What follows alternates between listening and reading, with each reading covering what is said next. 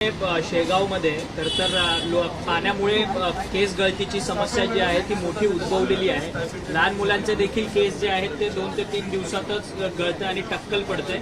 या सगळ्या संदर्भाची माहिती खात्याकडून घेण्यात आली का कशामध्ये? आपल्या सार्वजनिक आरोग्य विभागाच्या मंत्री महोदयांनी त्याशी जाहीर केलं होतं की आपले अनेक वरिष्ठ अधिकारी अनेक टीम आपली शेगावला जाते आणि शेगावमध्ये कशामुळं असे टक्कल पडतायत, पाण्याचा दोष आहे का कशाचा दोष आहे ते पाहणी करतायत। आता आमच्या वैद्यकीय शिक्षण विभागामध्ये सुद्धा रिसर्च हा एक विभाग आहे।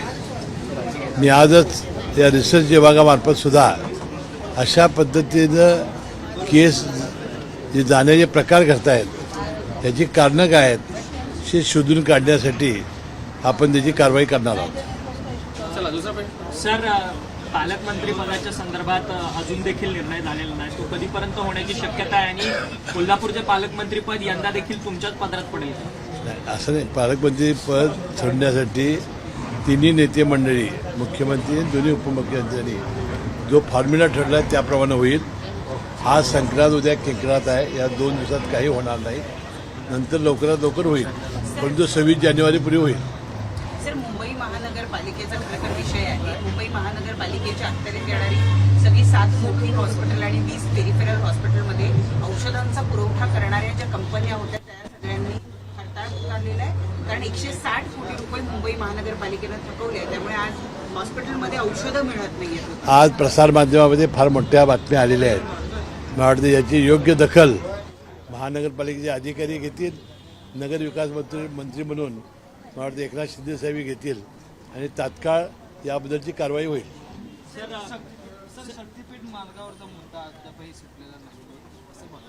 मी कालही कोल्हापूरला सांगितलं होतं, शक्तीपीठ मार्ग रस्ता हा कोल्हापुरातून रद्द झालेला आहे, तो कोल्हापूरमधून होणार नाही। परवाच मुख्यमंत्री महोदय ज्यावेळा कोल्हापूरला आले होते त्यावेळी सविस्तरपणाने माझी त्यांची चर्चा झाली। सांगलीपर्यंत शेतकऱ्यांची रस्ता व्हावा अशी मागणी आहे, म्हणून सांगलीपर्यंत हा रस्ता होणार आहे। सांगलीच्या पुढं सांगली ते कोल्हापूर नवीन रस्ता होते त्याला तो मिळणार आहे आणि पुढं हायवे नंतर तो संकेश्वर मार्गे हा गोव्याला जाणार आहे। त्यामुळे कोल्हापूर जिल्ह्यात शक्तीपीठ महामार्ग होणार नाही।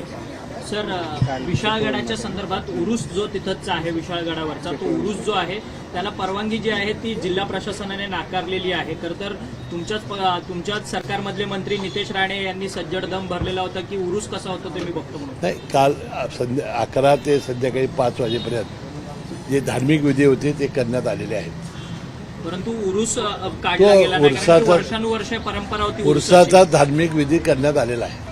परंतु नितेश राणे ज्या पद्धतीने ही धार्मिक तेडाची भाषा बोलतात ते तुम्ही एक जबाबदार मंत्री म्हणून हे योग्य वाटतं का? काय नाही, त्यांना अनेक वेळा देवेंद्र फडणवीस साहेबांनी समज दिलेली आहे आणि मला वाटतं याबद्दल सुद्धा ते त्याच्याशी चर्चा करतील। अब्दुल सत्तार जे मुस्लिम धर्माचे स्वतः आमदार आहेत, गेल्या अनेक वर्षांपासून सिल्लोड मतदारसंघातून निवडून येतात, त्यांनी खंत व्यक्त केली आहे की ज्यावेळेस निवडणुका होतात त्यावेळेस कुठेतरी धर्माचं जातीपातीचं राजकारण मोठं फोफावलेलं आहे, त्यामुळे पुढची येणारी निवडणूक आमदारकीची मी लढणार नाही असा त्यांच्याकडनं निर्णय घेणार। सिल्लोडमधून लढणार नाही असं ते म्हणतात, कारण धार्मिक तेढ आता निर्माण झालेलं आहे। ती मी काय बातमी वाचलेली नाही, त्यांच्या भावना काय, पण अनेक वेळा ते निवडून आलेले आहेत। ह्याच वेळा त्यांना असं का वाटावं मी त्यांच्याशी समजून घेईन, माहिती घेईन, मी त्यांना भेटेन आणि समजून घेण्याचा प्रयत्न करेन।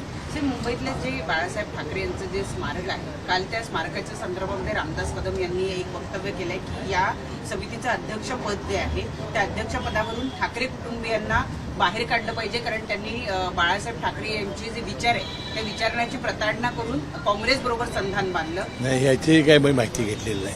सर, उद्या पंतप्रधान महाराष्ट्राच्या दौऱ्यावर आहेत, तयारी कशी आहे? दुसरा आणखी एक महत्वाचा मुद्दा, महाराष्ट्रातील आमदारांच्या सोबत चर्चा 236 आमदारांच्यावर ते चर्चा करणार आहेत।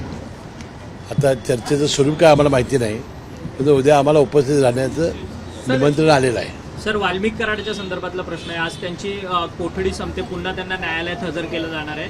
परंतु बजरंग सोनावणे असतील, इतर लोकप्रतिनिधी, सुरेश धस, प्रकाश सोळंके, तुमच्या पक्षातले आमदार, हे सर्वच जण म्हणतात की धनंजय मुंडेंनी नैतिकता दाखवून स्वतःचा राजीनामा द्यावा. अनेक वेळा मुख्यमंत्री देवेंद्र फडणवीस साहेब, उपमुख्यमंत्री अजितदादा पवार यांनी वेळोवेळी याचा खुलासा केलेला आहे.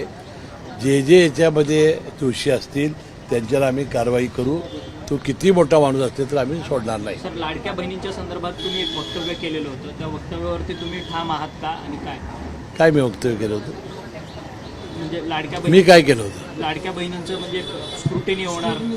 मी स्क्रुटिनी होणार नाही म्हटलं होतं. मी म्हटलं जे सरकारचा जो शासन निर्णय आहे त्या शासन निर्णयामध्ये पहिली एक अट होती 2.5 लाख उत्पन्नाची. ती आम्ही पिवळ्या आणि केशरी कार्डाला काढून टाकली. नंतर इन्कम टॅक्स भरणारे 4 चाकी वगैरे ते GR होतं. तर मी असं म्हणालो होतो की टाटा, बिर्ला, अदानी यांच्या घरातील एखाद्या महिलेनं तर अर्ज भरला तर त्याला द्यावं काय, हे बरोबर नाही असं आपण म्हणालो होतो. आणि ज्यावेळा अशा श्रीमंत महिलांनी अर्ज केले असतील, काल ते आपोआपच भुजबळ साहेबांनी सांगितलं की बाबा त्यांनी आपली नावं विड्रॉ करावीत. आता त्यांना ज्याला पैसे दिले त्यांच्याकडून वसूल होणार नाही असं मी वक्तव्य केलं होतं.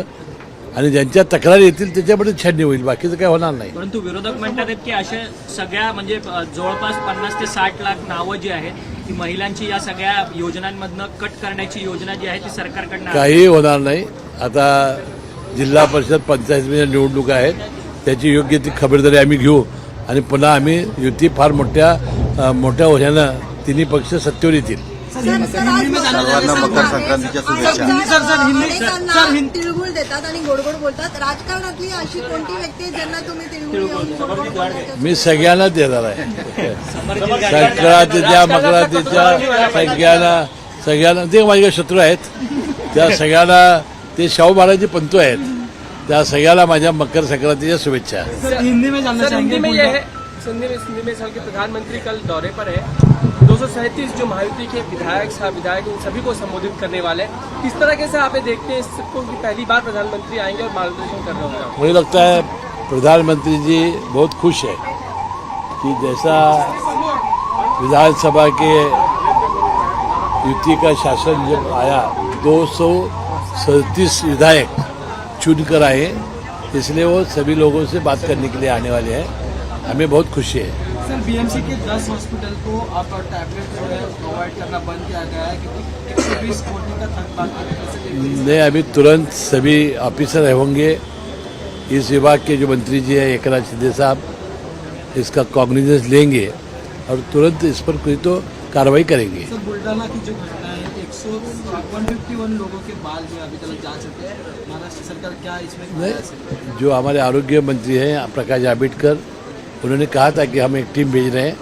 और मुझे लगता है रिसर्च के नाते हमारा भी जो मेडिकल एजुकेशन जो विभाग है वो भी सख्त से सख्त इसकी इंक्वायरी करेगा. सर, लोकल बॉडीज की जो चुनाव है उसको लेकर अभी से सभी पार्टियां ये सोचने लगी हैं कि अलग अलग चुनाव लड़ना चाहिए. बीजेपी ने भी कह दिया अपने कैडर्स को कि अकेले चुनाव लड़ने की तैयारी कीजिए.